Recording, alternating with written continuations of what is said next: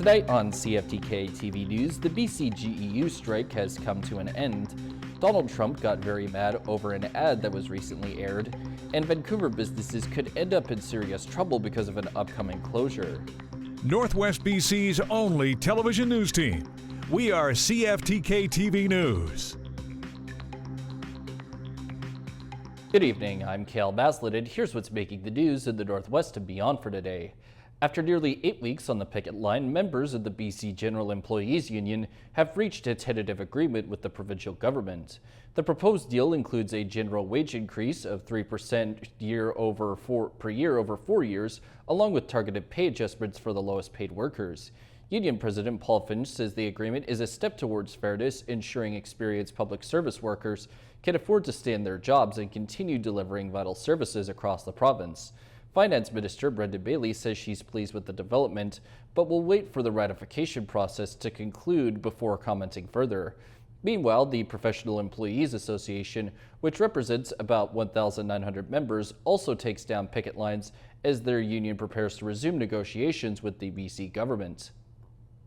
The City of Prince Rupert recently put out a notice asking local businesses and organizations to put forth their input in a survey. The city teamed up with Community Futures Pacific Northwest to put together the 2025 Prince Rupert Human Capital Survey.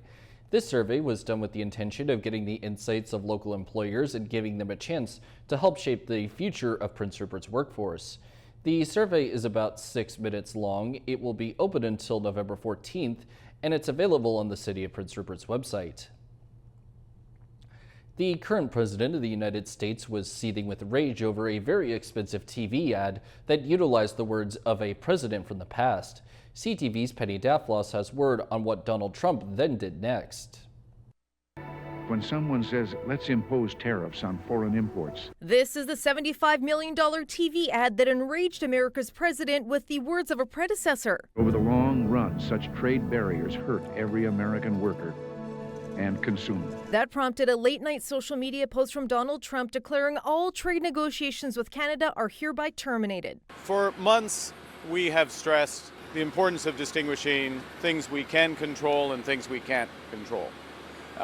We can't control the trade policy of the United States. Ontario Premier Doug Ford is airing the ad in the U.S. to counteract Trump's claims. The president is going to continue to double and triple down on this idea that somehow tariffs actually work when it's only Donald Trump himself that believes that. Certainly no surprise to me that the president has this on and off switch for trade talks. Trump had previously called off talks in July, and there are hints this isn't just about the ad. I think the frustration has built up over time. I've been involved in some of these negotiations, and the Canadians have been very difficult to negotiate with. The opposition is blaming the Prime Minister for not closing a deal. Mr. Carney's elbows have gone missing. This has forced premiers to run their own campaigns to fill the void that Mark Carney's broken promise has left behind. The provinces seem to see it as more of a team approach. If you throw a rock at a lake and you don't hear a splash, you've probably missed. So to my good friend Doug Ford, keep the ads on TV. Quite frankly, we, the provinces, the government have a responsibility to talk to the American citizens directly. It's our responsibility to ensure they understand that tariffs have an impact on us, but it also has an impact on them. The Prime Minister is now on a trade mission to Asia, leaving the door open. We stand ready to pick up on that progress and build on that progress when the Americans are ready to have those discussions. After a conversation with Carney, Ontario's Premier says he'll pull the ad on Monday after it runs during World Series games. The way to prosperity for all nations is rejecting protectionist legislation. Penny Daflos, CTV News, Vancouver.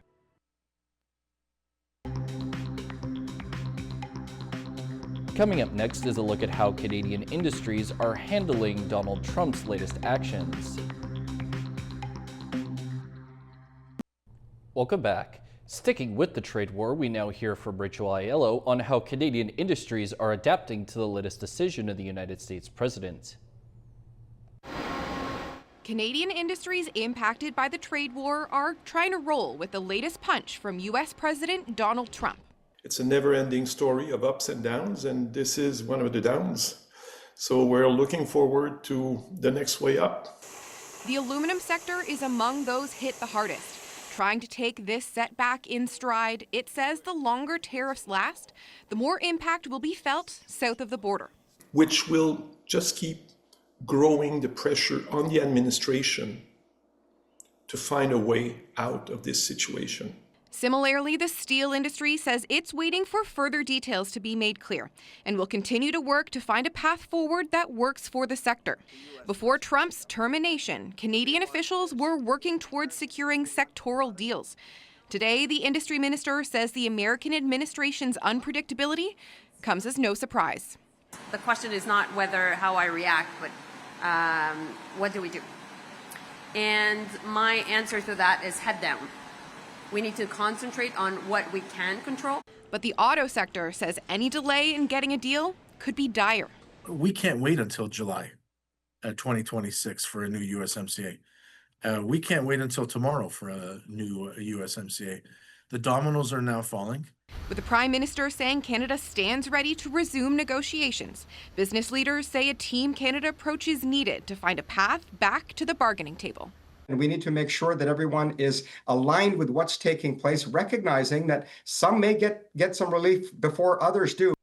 This is not the first time Trump has abruptly ended negotiations with Canada in a social media post. In June, he called off trade talks effective immediately, citing the digital services tax. Later that month, Carney scrapped it, and talks resumed. Rachel Aiello, CTV News, Ottawa.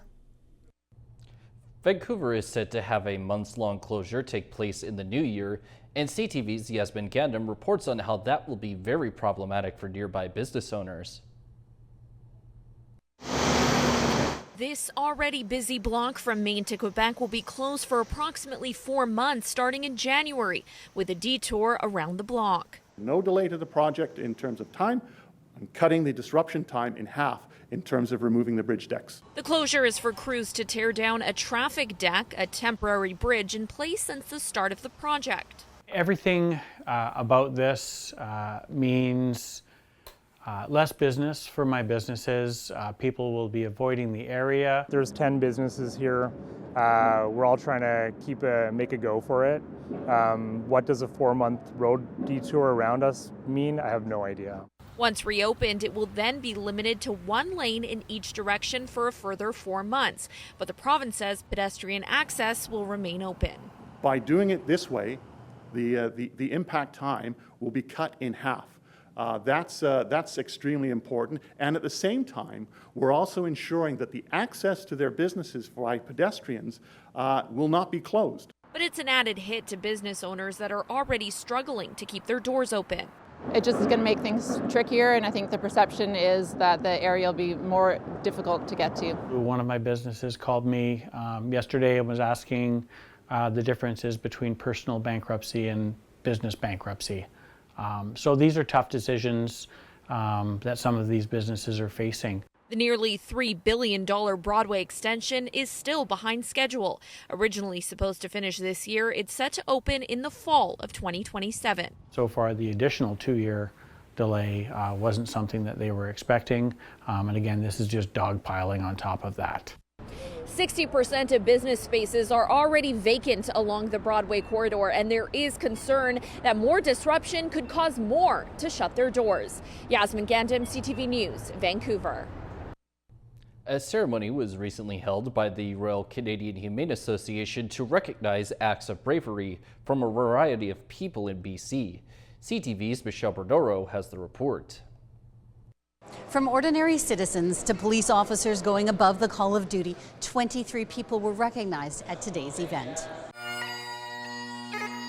In a special ceremony, the Royal Canadian Humane Association awarded recipients with medals either bronze, silver, or gold for acts of bravery. Surrey's Chief Constable told the honorees that they remind everyone that heroes walk among us. The event marked the first time that gold medals have been awarded by the association in at least 3 decades. Among those receiving one, Cody Vernon, who risked his life to help a truck driver ejected after his vehicle collided with a train in Maple Ridge last August. Found him right up next to the burning truck. So everyone's yelling, stay away from the truck, it's going to blow up, stay away, and I'm thinking to myself, well, don't really want this guy to die. Also recognized were 3 Surrey police officers who helped to bring 8 people, including seniors, to safety after a home caught fire in June. After we booted the door down, we went inside and there was some smoke inside. We saw some elderly people going towards the flames in the front of the house. We directed them to come to the back where it was safer. One of the ladies there, she fell on the ground, so we had to pick her up and carry her outside the house.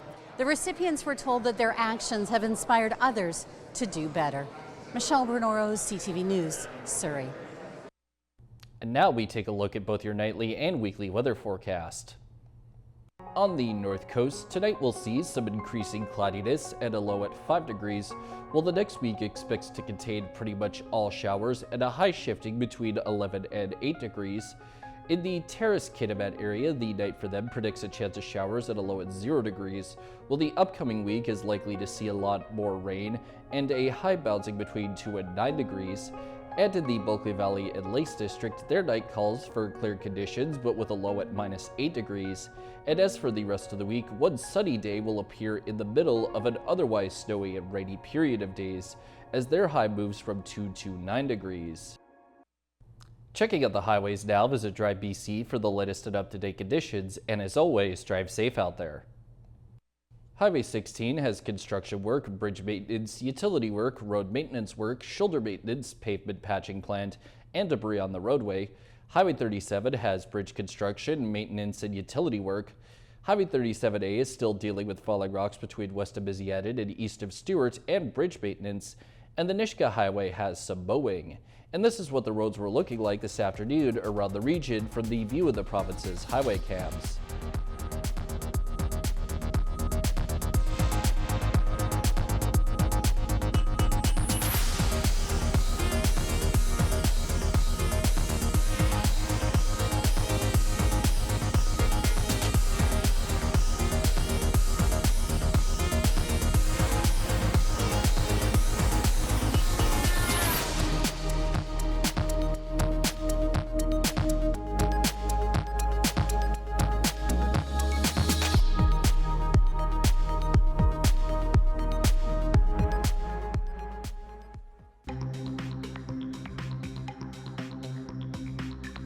Still to come, an Alberni Valley road is open yet again.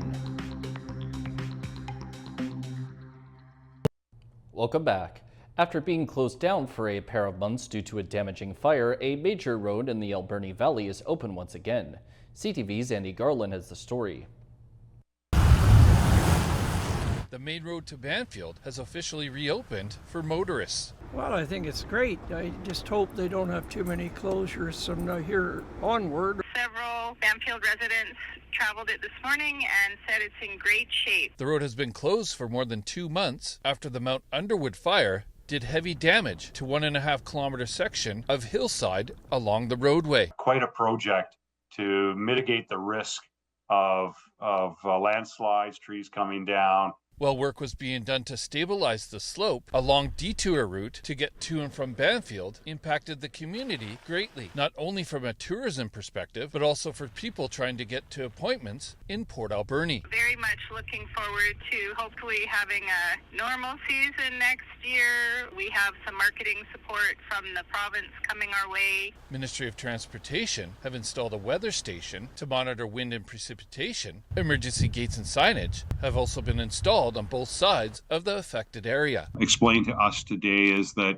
the road is open. It'll be open for hopefully the next week, and then there's going to be intermittent closures. The ministry adds that additional daytime closures will be needed to do assessments and possibly remove debris that has come down. They are going to be building cement walls to keep some of the debris from potentially coming onto the road. The road could also close during severe weather, and motorists should check Drive BC website for the latest road updates. Andy Garland, CTV News, the Alberni Valley.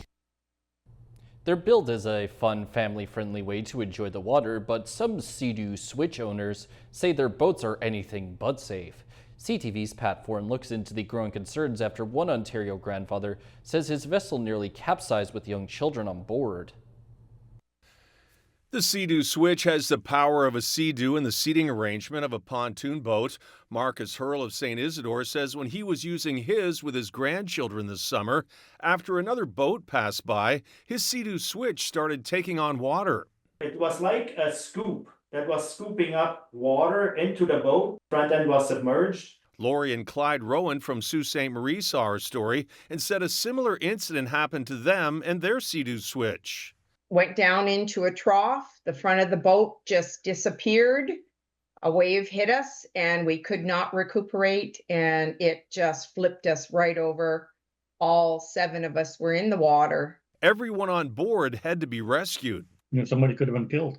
It broke my heart to think that we could have put our friends in danger. There could be deaths from a family sinking a boat. Paul and Sue DeCucci of Ottawa say their Sea-Doo Switch has taken on water and almost sank twice. Just take the boat back and you work on whatever you need to work on to make this thing seaworthy, because I don't trust it. There have also been cases of Sea-Doo Switches flipping over in the U.S. Bombardier Recreational Products issued a safety recall earlier this year and said overloading the front of the boat could result in serious injury or death. It also released a safety video. Do not allow passengers to sit or gather at the front of the boat that would overload the bow. It may result in the boat nosediving, leading to capsizing. Bombardier told CTV News safety is our top priority and the Sea-Doo Switch complies with small vessel regulations. The company added in a new statement, "We invite customers to reach out to their local dealers to perform the necessary recall procedures to mitigate the risk of nosediving and discuss any concerns they might have." But the 3 owners that contacted us say they want refunds for their boats and won't feel safe using them again. Recall or no recall, I don't care. I'm not putting my grandchildren on that boat. Never. Similar with the not too long ago Canada Post strike and recently resolved BCEG-EU strike, teachers in Alberta are dealing with a strike situation of their own. CTV's Mark Valeni details what they are asking for. Calgary teachers are arriving home after a rally outside Alberta's legislature. It's quiet now, but just hours earlier,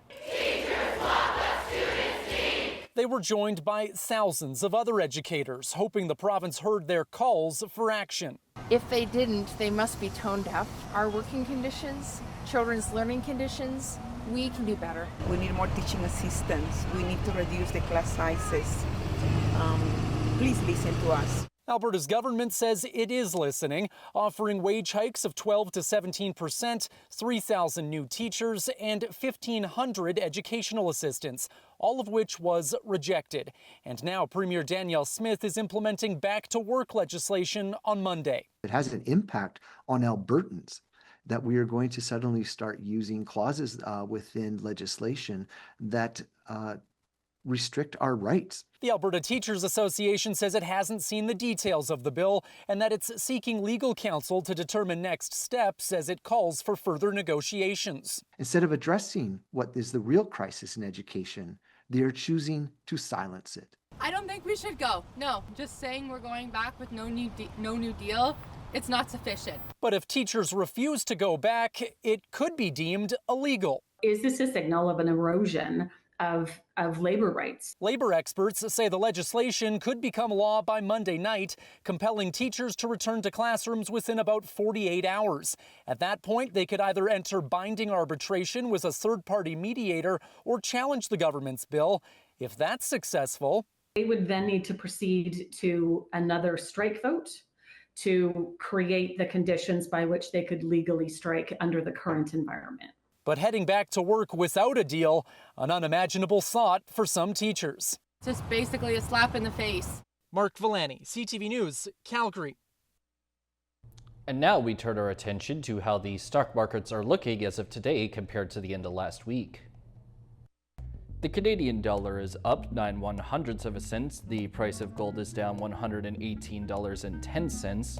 Oil is down 19 cents, natural gas is up 6 cents, aluminum is up $9.50. In Toronto, the TSX is down 77.31 points, the Venture Index is down 13.37.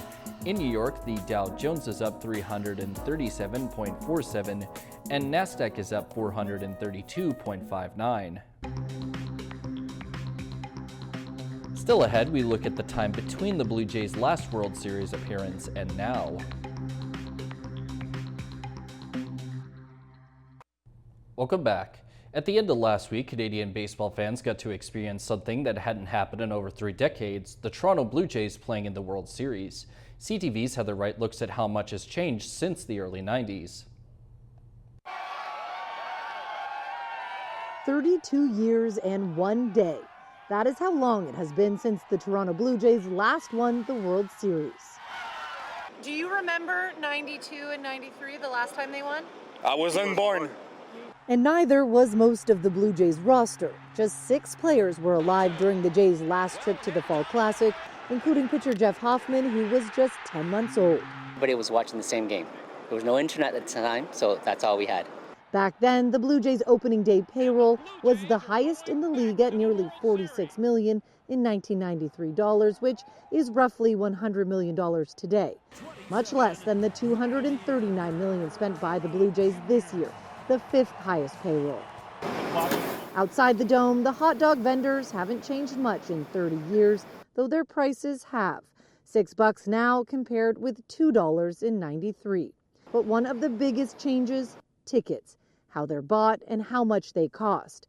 32 years ago, dedicated fans camped out all night to score World Series seats. This year, tickets were scooped up online in minutes, with some resale prices as high as $20,000. Not even close to prices 30 years ago. Singles and obstructed seats on sale for all 4 games of the World Series at $78, $58, and $32.